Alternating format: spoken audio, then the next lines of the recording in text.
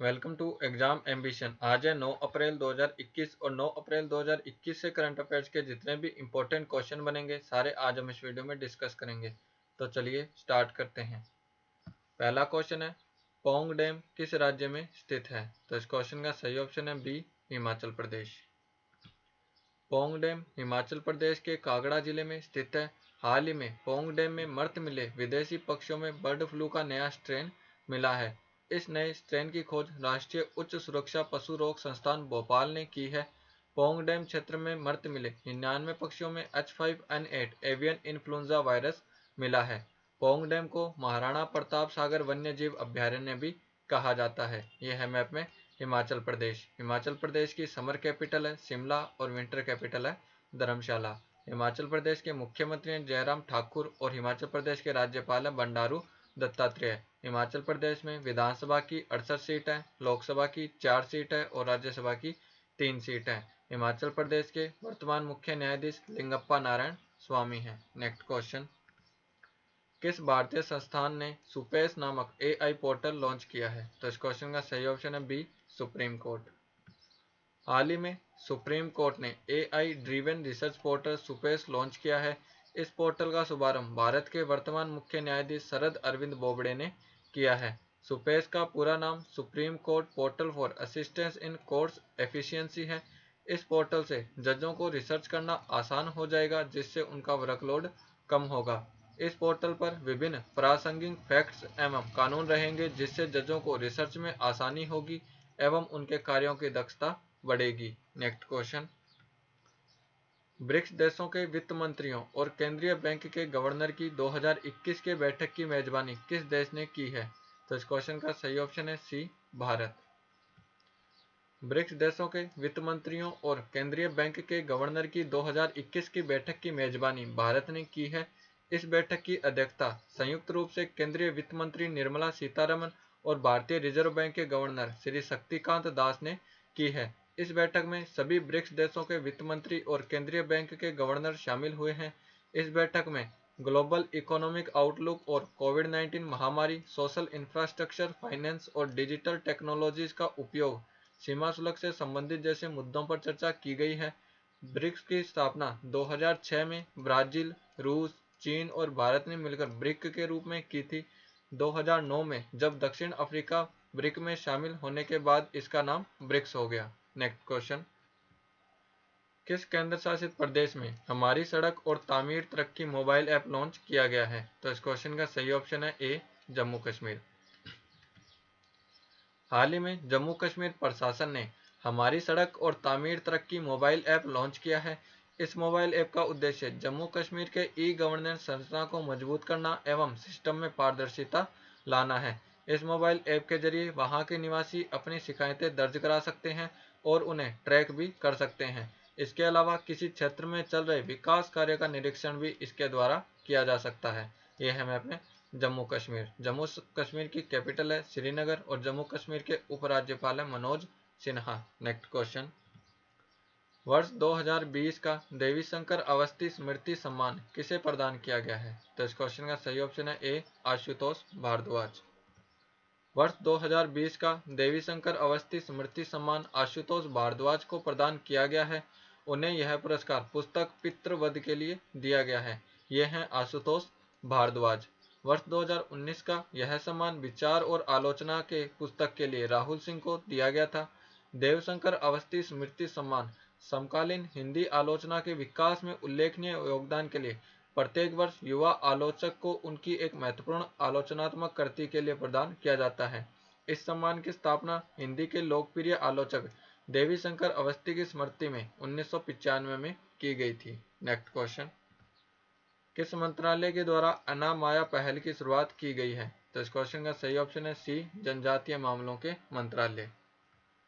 हाल ही में जनजातीय मामलों के मंत्रालय ने एक बहुहितधारक पहल अनामाया की शुरुआत की है। इस पहल का शुभारंभ केंद्रीय स्वास्थ्य मंत्री डॉक्टर हर्षवर्धन सिंह और जनजातीय कार्य मंत्री श्री अर्जुन मुंडा ने किया है। इस पहल को पिरामल फाउंडेशन और bill and Melinda Gates foundation का समर्थन प्राप्त है। यह भारत के जनजातीय समुदायों में स्वास्थ्य एवं पोषण की स्थिति को बेहतर करने पर केंद्रित है। इसका उद्देश्य भारत की जनजातीय आबादी द्वारा सामना की जाने वाली प्रमुख स्वास्थ्य चुनौतियों का समाधान करने के लिए एक स्थायी उत्कृष्ट स्वास्थ्य परिवेश का निर्माण करना है। नेक्स्ट क्वेश्चन, किस भारतीय संस्थान ने जी सैप परियोजना की शुरुआत की है? तो इस क्वेश्चन का सही ऑप्शन है C, RBI. Reserve Bank of India ने बाजार को बढ़ावा देने के लिए एक नई प्रतिभूति अधिग्रहण की योजना जी सैप लॉन्च की है। जी सैप का पूरा नाम गवर्नमेंट सिक्योरिटीज एक्विजिशन प्रोग्राम है, सरकारी प्रतिभूति अधिग्रहण कार्यक्रम। इसका लक्ष्य बॉन्ड बाजार और बाजार सहभागियों की सहजता को बढ़ाना है।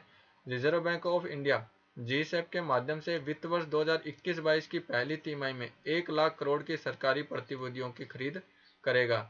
रिजर्व बैंक की स्थापना 1 अप्रैल 1935 को की गई थी। इसका मुख्यालय मुंबई में है। आरबीआई के वर्तमान गवर्नर शक्तिकांत दास हैं। नेक्स्ट क्वेश्चन, प्राप्ति पोर्टल का संबंध किस क्षेत्र से है? तो इस क्वेश्चन का सही ऑप्शन है बी, बिजली। प्राप्ति पोर्टल का संबंध बिजली क्षेत्र से है। इस प्लेटफॉर्म को विद्युत मंत्रालय ने 2018 में लॉन्च किया था। प्राप्ति का पूरा नाम payment ratification and analysis in power procurement for bringing transparency in invoicing of generators है। इस वेब पोर्टल का उद्देश्य विद्युत खरीद से जुड़े लेन देन में पारदर्शिता को बढ़ावा देना है। हाल ही में यह चर्चा में है क्योंकि बिजली वितरण कंपनियों पर बिजली उत्पादकों के कुल बकाये में फरवरी 2021 में 17% की बढ़ोतरी हुई है। नेक्स्ट क्वेश्चन, शिक्षक और विद्यार्थियों के कौशल को बढ़ावा देने के लिए सीबीएसई ने किसके साथ समझौता किया है? तो इस क्वेश्चन का सही ऑप्शन है बी, AICTE। शिक्षकों और विद्यार्थियों के कौशल को बढ़ावा देने के लिए केंद्रीय माध्यमिक शिक्षा बोर्ड ने AICTE के साथ समझौता किया है।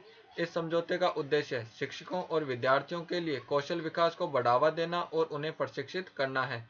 इसके तहत सीबीएसई और AICTE स्कूली शिक्षकों के प्रशिक्षण के लिए AICTE training and learning academy Atal और national education alliance for technology NEAT पर कार्य शुरू करेंगे।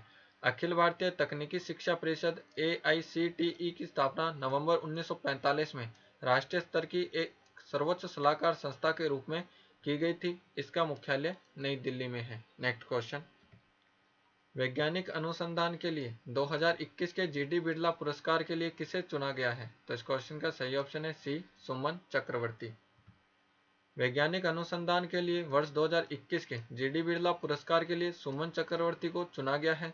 ये हैं सुमन चक्रवर्ती। सुमन चक्रवर्ती IIT खड़गपुर में कार्यरत है। सुमन चक्रवर्ती को यह पुरस्कार स्वास्थ्य और टेक्नोलॉजी के क्षेत्र में इंजीनियरिंग विज्ञान के इस्तेमाल के लिए दिया गया है। नेक्स्ट क्वेश्चन, हाल ही में फातिमा जकारिया का निधन हो गया है, वह किस क्षेत्र से संबंधित है? तो इस क्वेश्चन का सही ऑप्शन है बी, पत्रकारिता।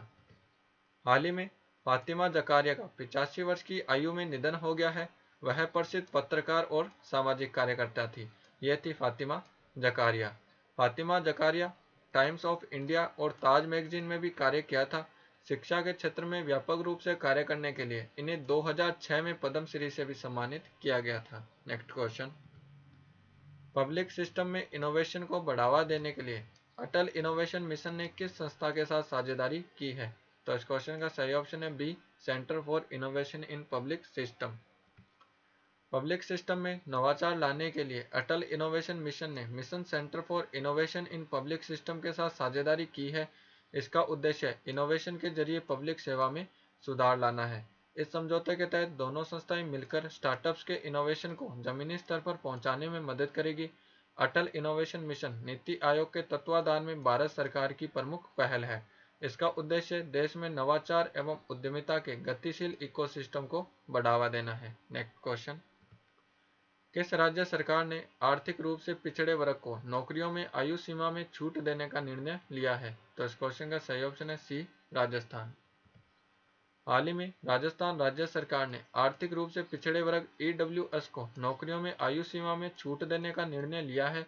इसके तहत अनुसूचित जाति, अनुसूचित जनजाति और अन्य पिछड़ा वर्ग की तरह आर्थिक रूप से कमजोर वर्ग के पुरुष अभ्यर्थियों को अधिकतम आयु सीमा में 5 वर्ष और महिला अभ्यर्थियों को 10 साल की छूट मिलेगी। गौरतलब है कि आर्थिक रूप से पिछड़े वर्ग को सरकारी सेवाओं में 10% आरक्षण प्राप्त था, लेकिन आयु सीमा में छूट नहीं थी। ये है मैप में राजस्थान। राजस्थान की कैपिटल है जयपुर। राजस्थान के चीफ मिनिस्टर हैं अशोक गहलोत और राजस्थान के गवर्नर है कलराज मिश्र। राजस्थान में विधानसभा की 200 सीट है, लोकसभा की 25 सीट है और राज्यसभा की 10 सीट है। राजस्थान के वर्तमान मुख्य न्यायाधीश इंद्रजीत मोहंती हैं। ये वीडियो आपको कैसा लगा हमें कमेंट बॉक्स में लिखकर जरूर बताएं और हमारे इंस्टाग्राम और टेलीग्राम चैनल को भी फॉलो करें।